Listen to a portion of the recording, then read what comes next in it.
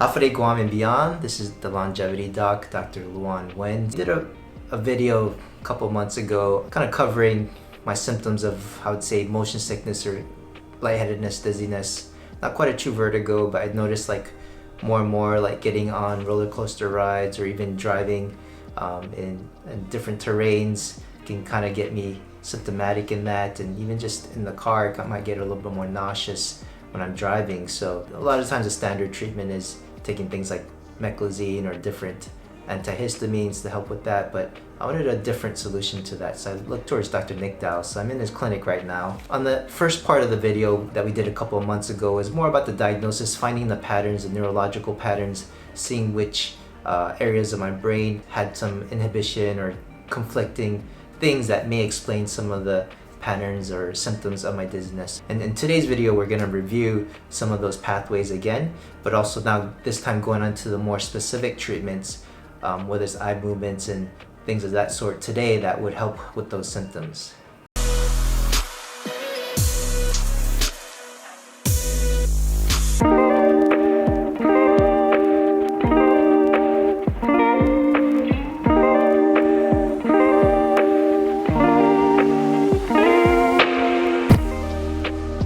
Very good. A little slight deviation to the left, not that much. Do that little quick head movement, okay? First I'm going to do one on the right. Came off a little bit. Did you have any symptoms with that?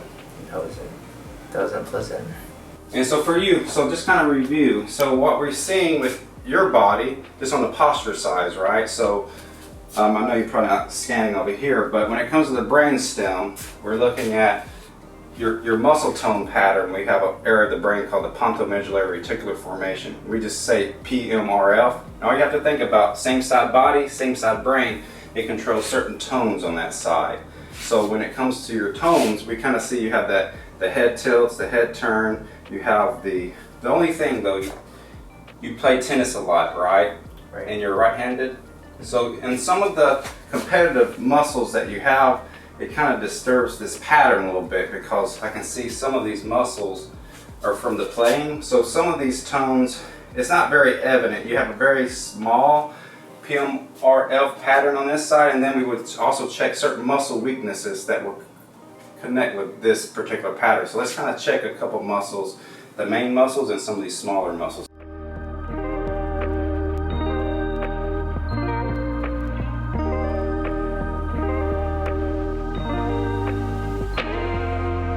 A little vibration right on that mastoid for about 20 seconds, and then recheck your eyes to see if you can pinpoint or keep your eyes fixated. This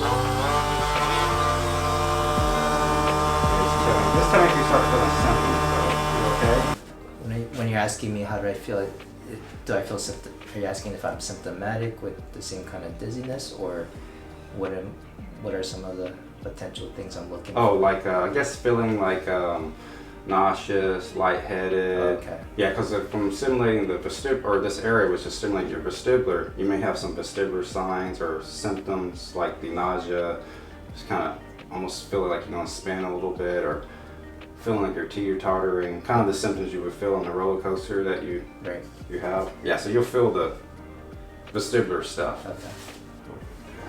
So we're going to use multiple things. I'm going to have you just stare straight ahead. This is optokinetics. It's just an active reflex. Stare straight ahead. Blinking or you stare straight ahead. There you go. Does that make you feel cool when you do that? That's pretty trippy. Okay. Yeah, because this is one of the things that will kind of mess with you because you're a VOR. So optokinetics going this direction, it stimulates your parietal and your frontal lobes over here a lot, which connects to the left cerebellum. So we're going to use that. And optokinetic can be tricky. I may have to switch directions, this and that, but we're going to use it based on what I see here. So I'm going to be moving the optokinetics this way. You're going to stare at it for about 30 to 60. I'll kind of keep an eye, and then you can kind of tell us if you're feeling funny. Yeah. And the main thing I'm going to use is your pupils to see if they're fatiguing on me, to help to make sure we're not fatiguing you out. Yeah. You're going to stare straight ahead, and it's just your eyes will kind of do what they want, because this is kind of like a reflex on the kneecap. Yeah. It's an automatic thing. You don't really have to do too much.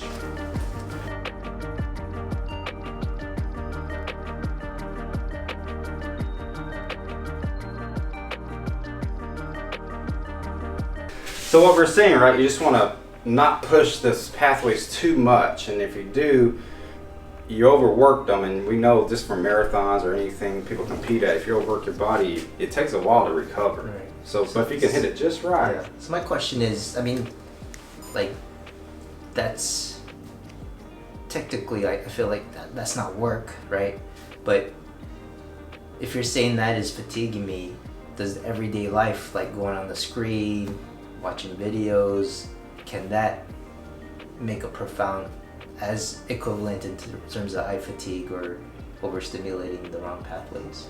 Yeah, because just if you can just think about like putting our eyes in a neutral position to stay straight ahead, and then you move your eye up, it's up in your eye socket. But a lot of us, when we're on our screens, we're usually like this.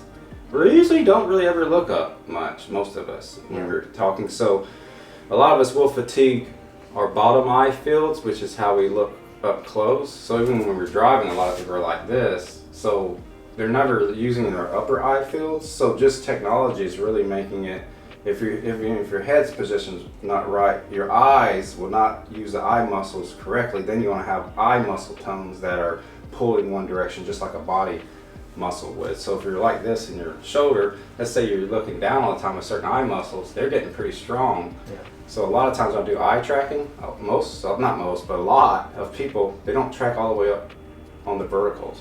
So they don't look all the way up in their eye socket. So you can see already they're compromised. And then we already know looking up is connected with extension of the spine. So what's most people like? They're like this. Because they're looking down, which stimulates the same part of the spine as well, which makes the spine flex. So yeah, just the eye tones alone can affect spinal tones. Yeah. So like, say if I have my kids on the iPad, because this is gonna be, forever they're gonna be on their iPads or whatnot, right? So is there a certain amount of straight looking at the iPad? How often should they take a break for a upward gaze or like a long focus gaze? Well, what I like to do is like, if they could, like if you want to be, let's say, a gamer, and you really want to be good and you want to be optimal with all your eye movements and your reflexes, you want your eyes to be in the center of the screen. And then when you look up at the screen, your eyes move up in your socket when you look up at the screen. Yeah. If you look down, they move down. So just positioning the screen or your head where your neutral position, your yoked position, is in the center, and then when you look up at that, you're actually looking up. But if your position's like this, when you look up, you're actually only looking in the middle. You never look up. So just positioning would help them do many hours, right? But now if the positioning is wrong over time for kids, right, we saw they start getting those vampire little fangs in the back. They start getting the where the bone and the tendons, they start to pull, and you start seeing it on x-rays. Right. We see that in young people now because they're like this a lot. So you see bone and muscle changes because their neck muscles are pulling on their bone and creating an x-ray finding now. Yeah. So just posturally, I would definitely want to yoke the eyes correctly, which would keep the neck open and keep the closing of the back of the neck, which we see now, those vampire fangs on the back of the neck now, which is kind of cool. And this one, you're just gonna follow the dot.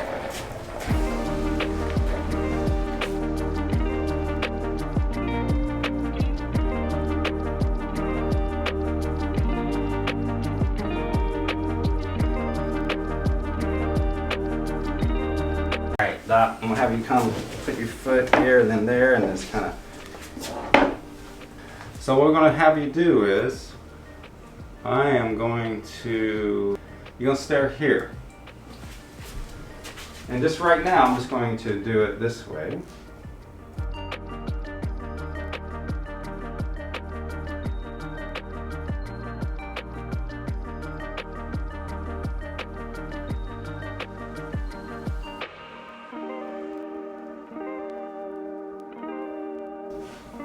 They're straight ahead, so we'll start with it. Yeah, so you're pretty fatigued.